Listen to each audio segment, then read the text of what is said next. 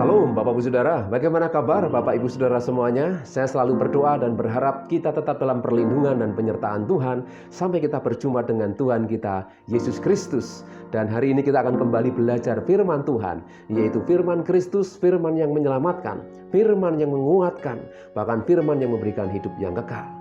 Berita tentang Injil bagi mereka yang percaya itu adalah kekuatan Allah. Tapi bagi mereka yang tidak percaya, itu adalah satu hal yang tidak masuk akal dan kebodohan. Oleh sebab itu berbahagialah mereka yang tidak melihat namun percaya. Dan kitalah orang-orang yang paling berbahagia. Amin. Karena walaupun kita belum melihat Yesus namun kita percaya. Dan ini memang tidak masuk akal, tetapi akan masuk di akal ketika kita mau belajar firman Tuhan. Amin. Kita akan membaca dalam Yohanes pasal yang ke-13 ayat yang pertama. Sementara itu sebelum hari raya Paskah mulai, Yesus telah tahu bahwa saatnya sudah tiba untuk beralih dari dunia ini kepada Bapa. Sebagai pribadi Allah yang hidup, Yesus adalah yang sulung. Dia adalah firman yang menjadi daging, yang menjadi manusia. Dia ada sebelum dunia ada. Oleh sebab itu Yesus ketika dia hadir ke dunia ini, itu menunjukkan kepada dunia untuk membuktikan kasih-Nya kepada seluruh umat manusia, semua yang diciptakannya. Oleh sebab itu sebagai orang-orang yang percaya, Yesus juga memberitahu kepada kita, tidak selamanya manusia akan tinggal di dunia ini. Bagi mereka yang tidak percaya, bagi mereka yang tidak meyakini pribadi Yesus Kristus sebagai Tuhan dan Juru Selamat, mereka akan mengalami satu rasa gelo, Bapak Ibu Saudara. Aduh, kenapa kok dulu aku tidak percaya kepada Yesus? Karena memang Yesus memberikan arahan, Yesus memberikan pengajaran, Yesus memberikan pengertian. Bahkan Dia menggembalakan kita sebagai domba-dombanya untuk menuju kepada hidup yang sesungguhnya. Sehingga hari ini kita akan belajar bahwa kita sebagai mempelai Kristus, kita dipersiapkan untuk masuk dalam kerajaannya. Ya, kerajaan Yesus Kristus tentunya. Bapak Ibu Saudaraku, dalam Matius 8 ayat 20, Yesus berkata, serigala mempunyai liang dan burung mempunyai sarang, tetapi anak manusia tidak mempunyai tempat untuk meletakkan kepalanya. Dari ayat ini pun kita juga bisa mengerti bahwa Yesus selama di dunia ini Dia tidak ada tempat untuk menetap. Karena memang tempatnya bukan dari dunia ini. Demikian juga kita kelak. Kita pun juga akan bersama-sama dengan Dia, Yesus Kristus. Oleh sebab itu tidak ada manusia yang akan terus tinggal di dunia ini. Mereka akan mendapatkan jabatan almarhum. Ya, mereka akan mendapatkan jabatan almarhum. Itu meninggalkan dunia ini. Bapak Ibu Saudaraku, kita akan melihat di dalam 2 Korintus 5 ayat yang ke-8. Firman Tuhan berkata, "Tapi hati kami tabah dan terlebih suka kami beralih dari tubuh ini untuk menetap pada Tuhan." Ayat ini disampaikan oleh Paulus kepada jemaat di Korintus bahwa kerinduannya untuk menetap kepada Tuhan itu sungguh luar biasa. Pengharapannya ya sebagai alat Tuhan, dia menyatakan kepada jemaat Tuhan bahwa ketika kita bisa menetap kepada Tuhan, ini adalah pengharapan kita semua. Karena kita sadar betul selama di bumi ini, selama di dunia ini, manusia terus akan mengeluh, Bapak Ibu Saudara. Kita tidak akan pernah melihat satu kebahagiaan, kedamaian yang eternal, yang abadi. Semuanya sia-sia, kata pengkhotbah. Dan semakin kita belajar firman Tuhan, kita akan semakin tahu bahwa di dunia ini tidak ada yang kekal, tidak ada yang abadi. Dan manusia akan diperhadapkan oleh keluhan, tangisan, dan duka cita yang akan terus berkepanjangan. Tapi di dalam Yesus Kristus kita bersyukur karena Dia sendiri menjamin kita yang percaya untuk menerima kehidupan kekal.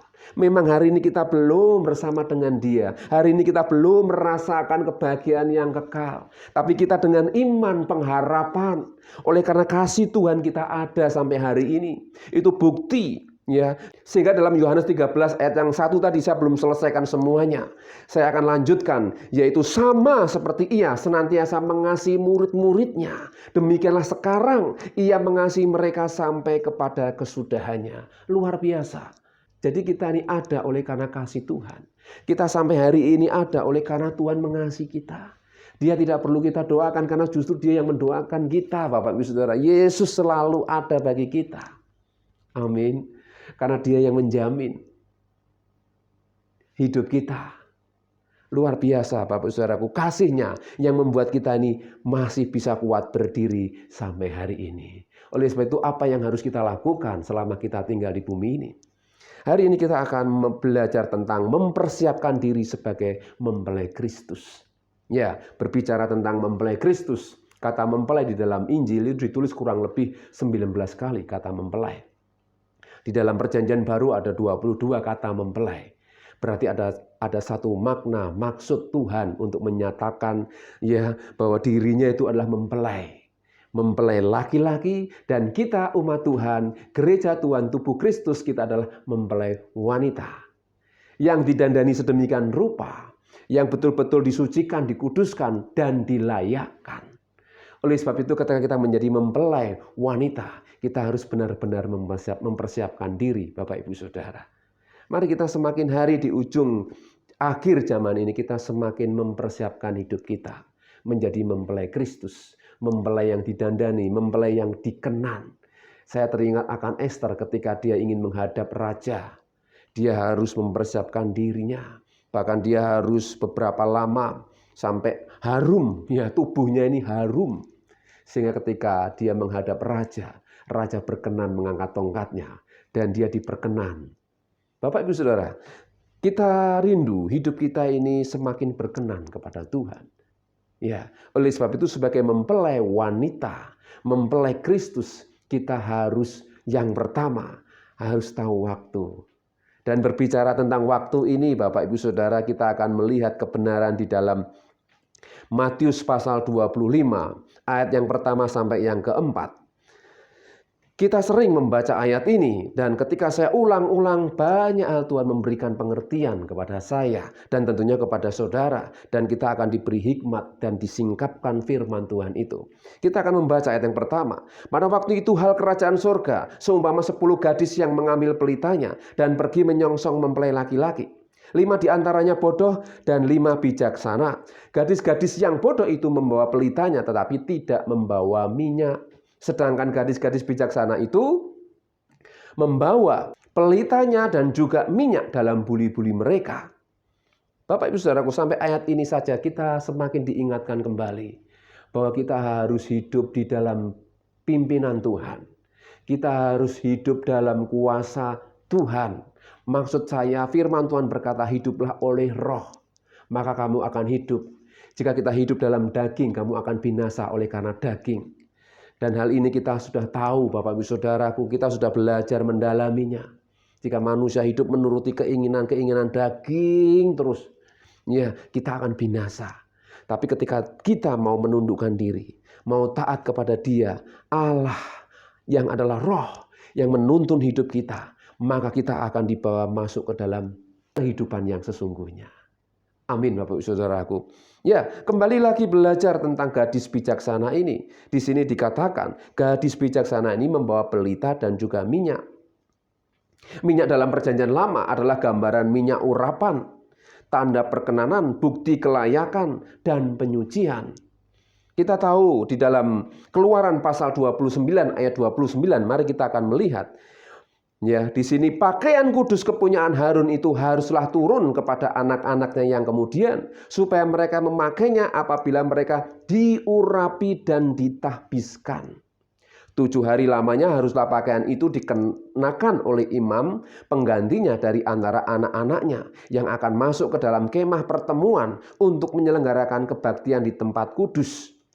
Bapak Ibu Saudaraku, berbicara tentang pakaian di sini, pakaian imam, itu berbicara tentang tubuh kita.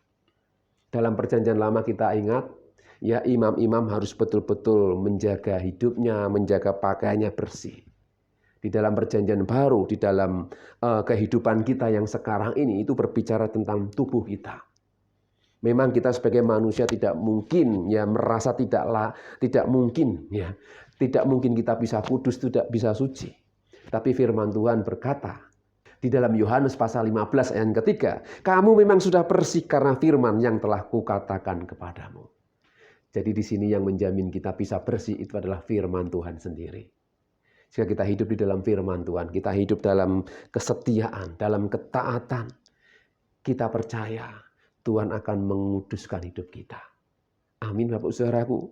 Jadi berbicara tentang pakaian imam, ini tidak hanya berbicara tentang imam-imam pada waktu itu untuk membersihkan dirinya, bahkan membersihkan hidupnya. Dan ini berbicara bagi kita yang sebagai mempelai Kristus, kita harus menjaga hidup kita. Ya, tubuh adalah persembahan. Sehingga Roma pasal 12 ayat yang pertama, persembahkanlah tubuhmu sebagai persembahan yang hidup, yang kudus dan yang berkenan kepada Allah. Itu adalah ibadahmu yang sejati. Bapak Ibu Saudaraku, dalam hal ini kita harus tahu waktu. Kita harus tahu bahwa mempelai laki-laki yaitu Yesus Kristus, dia pasti akan datang. Dia pasti akan datang dan kita harus siap sedia. Dan berbicara tentang waktu, kita harus hidup dalam pimpinan Tuhan, dalam urapan Tuhan. Seperti Daud, dia diurapi menjadi raja karena Tuhan berkenan kepadanya. Ya, sehingga Daud diurapi menjadi raja yang berkenan di hati Tuhan. Kita rindu, ya hidup kita ini berkenan di hati Tuhan. Seperti Daud, walaupun dia juga pernah mengalami kegagalan, dia juga mengalami satu masa di mana dia melakukan kesalahan dan pelanggaran, namun Tuhan masih berkenan kepadanya. Kita tahu kehidupan Daud ketika dia melakukan kesalahan yang besar di mata Tuhan, namun yang menjadi perenungan kita, dia tetap dikenan oleh Tuhan. Jadi bagi kita pun, orang-orang yang percaya, apapun yang pernah kita lakukan, kesalahan dan pelanggaran apapun yang pernah kita lakukan, ketika kita mau datang kepada Tuhan, ketika kita mau sungguh-sungguh hidup di dalam firman Tuhan, Tuhan yang akan memberikan kekuatan. Amin Bapak Saudaraku. Jadi dalam hal ini kita harus tahu waktu. Jadi dalam hal ini kita berbicara tentang waktu Bapak Ibu Saudara. Waktu di mana kita harus memberikan yang terbaik hidup kita. Ya, karena manusia ditetapkan usianya sampai 70 tahun. Dan sesudahnya penderitaan dan kesukaran. Sebagai orang percaya kita rindu. Dalam hidup yang kita hidupi sekarang ini. Kita rindu tetap kuat, tetap sehat. Menjadi berkat. Ini kerinduan kita semua. Tanpa sakit penyakit. Masalah apapun kita hadapi bersama dengan Tuhan. Ini harapan kita semua Bapak Saudaraku. Oleh sebab itu dengan waktu yang sangat singkat ini. Kita harus betul-betul gunakan. Seperti gadis bijaksana, dia mempersiapkan pelita dan minyaknya. Pelita itu berbicara tentang satu tempat untuk bisa menjadi terang. Hidup kita rindu menjadi terang. Dan berbicara tentang minyak, itu adalah minyak urapan, yaitu Roh Kudus. Di mana Roh Kudus yang selalu harus ada dan tinggal di dalam hidup kita. Untuk memancarkan pelita itu, memancarkan hidup kita ini Bapak Ibu Saudara.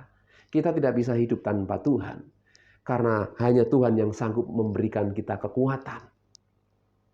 Amin. Oleh sebab itu bagaimana kita bisa tetap memiliki minyak itu. Bagaimana supaya tidak padam. Kita harus datang kepada Tuhan. Kita harus memberikan waktu yang terbaik bagi Tuhan. Ya, dalam doa, pujian, penyembahan, saat teduh kita, di dalam renungan kita akan firman Tuhan. Disitulah ya kuasa Roh Kudus bekerja. Roh Kudus akan banyak berbicara. Roh Kudus akan mengajar kita untuk kita menjadi orang-orang yang kuat menghadapi kenyataan ini. Amin Bapak Saudaraku. Jangan terlalu sibuk dengan urusan pribadi kita. Ketika kita terlalu sibuk dengan kepentingan kita, pekerjaan dan lain-lain, kita akan lemah. Justru kita tidak akan ada kekuatan. Banyak pengalaman orang-orang percaya dalam dunia bisnis. Mereka jika hidup terus berpikir tentang usaha bisnis, pekerjaan, mereka akan lelah. Mereka akan capek, Bapak Saudara. Kita sendiri juga akan lelah. Tapi justru ketika kita tinggal diam, di situ kekuatan Tuhan dinyatakan. Amin, Bapak Saudaraku. Jadi berbicara tentang waktu, kita diingatkan kembali. Kita harus tahu waktu. Semua ada masanya. Amin Bapak Ibu Saudara. Mari kita gunakan waktu ini sebaik-baiknya untuk kita memperoleh minyak, yaitu kekuatan yang dari Tuhan. Dengan persekutuan yang intim dengan Tuhan. Kemudian yang kedua, Pak Saudaraku, sebagai mempelai Kristus, sebagai mempelai wanitanya Kristus, kita harus tahu diri. Ya, bagaimana kita bisa tahu diri, Bapak Ibu Saudara? Karena kita adalah orang-orang yang berdosa, yang membutuhkan pengampunan. Kita adalah orang-orang yang penuh dengan kesalahan, yang membutuhkan kelayakan. Kita adalah orang-orang yang layak menerima hukuman. Hukuman itu hukuman kematian yang kekal. Berpisah dengan Tuhan itu adalah kematian yang kekal. Ya, namun oleh karena kasih Tuhan, oleh karena anugerah Tuhan, kita diselamatkan. Sehingga dalam Yohanes pasal 13 ayat yang pertama tadi, Tuhan berkata, sama seperti Ia senantiasa mengasihi murid-muridnya, demikianlah sekarang Ia mengasihi mereka sampai kepada kesudahannya. Luar biasa Bapak Ibu Saudaraku, sebagai orang-orang yang dipilih dan dipanggil oleh Tuhan, kita ditentukan untuk menerima keselamatan. Bagi orang-orang yang tidak percaya, Injil adalah satu kebodohan, hal yang tidak masuk akal. Tetapi bagi orang yang percaya, berita Injil adalah kekuatan dari Allah sendiri, yaitu pribadi Allah sendiri yang dinyatakan kepada manusia. Luar biasa Bapak Ibu Saudaraku. Oleh sebab itu kita membutuhkan, ya kita sebagai orang yang berdosa, kita membutuhkan pengampunan. Kita membutuhkan kelayakan. Kapan kita dilayakkan? Kapan kita menerima pengampunan? Hari Jumat depan kita akan merayakan Jumat Agung, di mana Tuhan mendeklarasikan dirinya bahwa Dia akan menjadi juru selamat manusia. Ya, Dia harus menanggung dosa kita. Dia harus mati di atas kayu salib. Dan Dia harus bangkit dan Dia naik ke surga. Inilah kekuatan kita. Karena Dia bangkit. Amin Bapak Ibu Saudara. Mendengar orang kalau mati, terus mati selamanya, ya itu bukan Tuhan. Karena kita tahu bahwa Tuhan kita, Dia hidup. Dan jika ada kehidupan berarti ada hari esok. Bagi kita yang percaya, di dalam Yesus ada hari esok. Amin. Ya, Yohanes 15 ayat 3 saya akan ulangi. Firman Tuhan ini berkata, kamu memang sudah bersih karena firman yang kukatakan kepadamu. Bagaimana kita bisa dibersihkan hidup kita? Ketika kita hidup dalam firman. Karena firman Tuhan berkata, ya kamu memang sudah bersih karena firman yang telah kukatakan kepadamu. Yang bisa membersihkan hidup kita adalah firman Tuhan sendiri. Yang menjamin kita bisa layak di mata Tuhan adalah firman Tuhan sendiri. Oleh sebab itu bagi mereka yang tinggal dalam firman, mereka mendapatkan jaminan. Amin Bapak Ibu Saudara. Luar biasa hari ini kita mendengar firman yang hidup. Sehingga ayat yang keempat Yohanes 15. Tinggallah di dalam aku dan aku di dalam kamu. Kalimat ini harus betul-betul kita renungkan. Tinggallah di dalam aku, kata Tuhan. Ya, dan aku di dalam kamu. Kata saling. Yesus tinggal di dalam kita. Amin. Yesus tinggal di dalam kita. Dan kita rindu. Ya, Tuhan mengajak kita untuk kita tinggal di dalam Dia. Sehingga firman itu akan hidup. Seperti Yesus.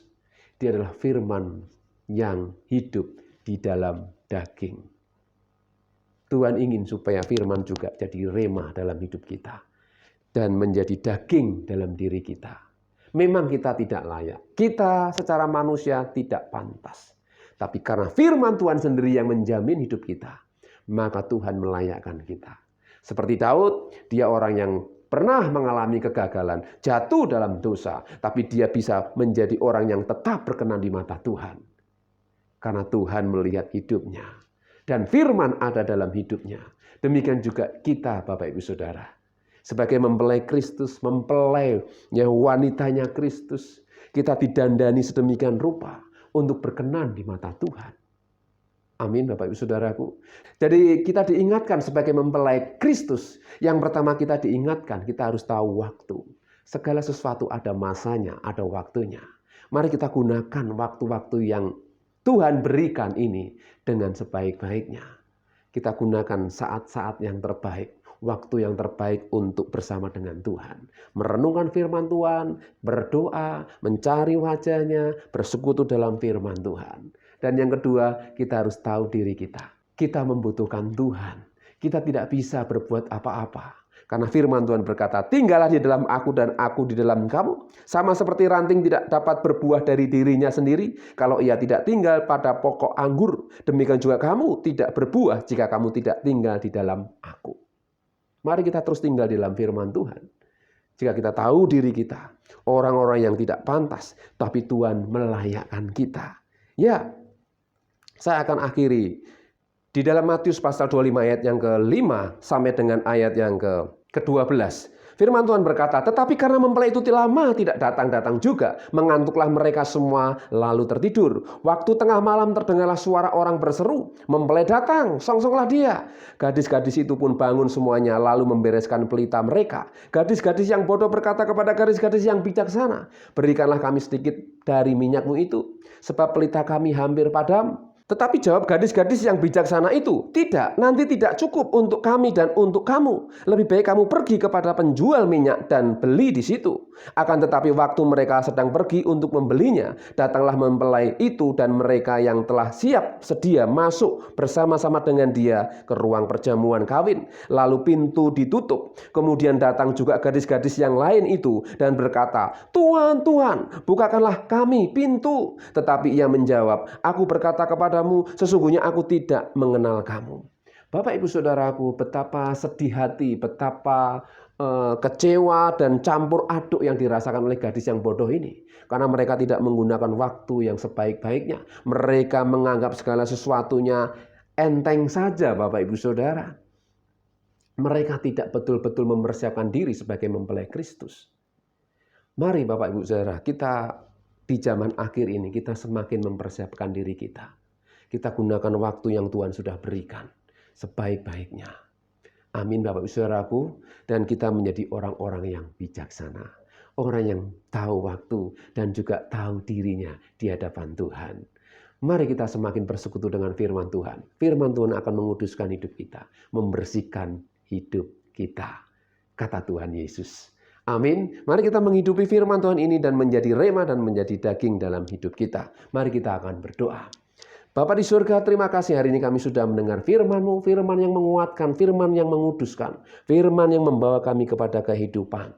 Kami percaya Engkau memberkati kami. Kami serahkan hidup kami sepanjang hari ini dalam penyertaan Tuhan. Kami serahkan sepenuhnya pergumulan hidup kami. Kiranya Tuhan Engkau yang akan menolong kami setiap langkah-langkah kami. Terima kasih Bapa, kiranya berkat damai sejahtera dari Tuhan turun atas kami. Mulai hari ini sampai Maranatha, Tuhan Yesus datang yang kedua kali, dan kita yang mengasihi Tuhan katakan bersama. Amin. Tuhan Yesus memberkati. Hidupku menggenapi firman-Mu, tanda mujizat sertai tiap langkah.